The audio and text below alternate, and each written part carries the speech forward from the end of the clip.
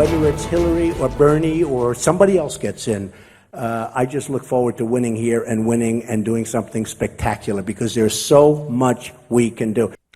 Let's toss aside all the numbers for a moment here. The Republican Party has been for some time seeking another leader, the likes of which was the Gipper, the great communicator, Ronald Reagan. Granted, the man had his flaws, as every president does, but he is still revered for a number of excellent reasons by those who seek his style and wisdom once again in the big chair. It's flattering to many if they are compared to Reagan, if someone else makes the comparison. But when somebody comes right out and makes their own declaration how they should be held in a similar light to Ronald Reagan, that's where it might get dicey. We begin there and welcome back in the presidential historian and author of the New York Times bestseller, Last Act, The Final Years and Emerging Legacy of Ronald Reagan. Craig Shirley joins us on the show. All right, Craig, here we go. Right down your alley. Donald Trump, in a USA Today op-ed comparing himself to Ronald Reagan, says that he will inspire more voters to turn out and vote Republican like Reagan did decades ago. I've heard from some friends of mine who are big fans of Ronald Reagan, and a couple of them are insulted to hear this. What's your reaction? Well, Reagan, no doubt, invented the Reagan Democrat. There were millions of disaffected Democrats who crossed over and rejected Jimmy Carter to vote for Ronald Reagan in 1980. The Reagan Democrat has been an important political phenomenon, having gone back and forth. In fact, they went back to Clinton in 1992 and 1996. So it still remains an important voting bloc. Whether or not Donald Trump can attract them is another matter. He's certainly making a populist appeal, an anti-Washington appeal. Whether or not he makes a cultural appeal, which was very, very important to the blue-collar, lunch-pail, ethnic voter that Ronald Reagan attracted, is another matter. I think it's a little bit premature because Reagan had to serve 8 years and then go through a period of actually retrenchment before he came to be regarded as and I think most people agree now, as a great president.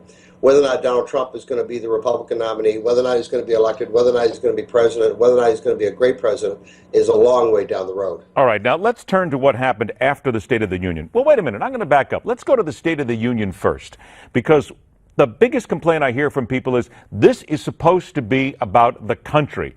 And a lot of people see this as being Barack Obama saying, hey, look how great I am and what a great job I did. So, all right, you're the presidential historian. Which one is correct? I think the latter is correct, Ed, is that I don't think Barack Obama ever understood the American presidency. The way Reagan did, the way Franklin Roosevelt did, the way Abraham Lincoln did. The American presidency is ultimately about the American people. It's supposed to be a leader, a voice, a solver of problems. The whole purpose of being elected to politics or being elected to high office is to solve the problems of the people. And of course, you know, with Reagan, you could say the problems in 1980 were we were losing a Cold War. There was high interest rates, high gas prices, high inflation rates, and the national malaise. And 8 years later, every one of those problems was solved. I don't think you can say the same thing about Barack Obama, that he solved all the problems. And I think, frankly, you know, I've called him half-jokingly in the past President Facebook, because I don't think he's ever been skilled in the study of this country, this Constitution, this culture, this people. But he's always been skilled in the study of himself, which is why his preponderance of using first-person pronouns, I, me, and my, rather than like John Kennedy or Ronald Reagan used the we, us, and ours. Okay, I only got about 40 seconds left. I want you to hear this. Here's Bobby Jindal and Marco Rubio when they did their responses to Obama's State of the Union in the past. Real quick. Democratic leaders in Washington, they place their hope in the federal government. We place our hope in you, the American people. Nothing has frustrated me more than false choices like the one the president laid out tonight.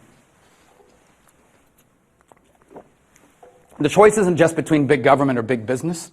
Okay, Bobby didn't do very well, and Marco had his water moment. 15 seconds. How did Nikki Haley do? I would give her a gentleman's C. On style, she was fine. She looked fine. The delivery was fine. On substance, I would give her probably a D plus or over a D. I don't think taking on your own party is a good idea. She's supposed to be the party spokesman, so she's supposed to respond to the president and not attack her own party. You are harsh. What a teacher. The book, once again, is Last Act of the Final Years and Emerging Legacy of Ronald Reagan. Craig Shirley, it's always a pleasure. Thanks so much for joining us. Stick around, because the first black president held his final State of the Union. Now let's look at the politics.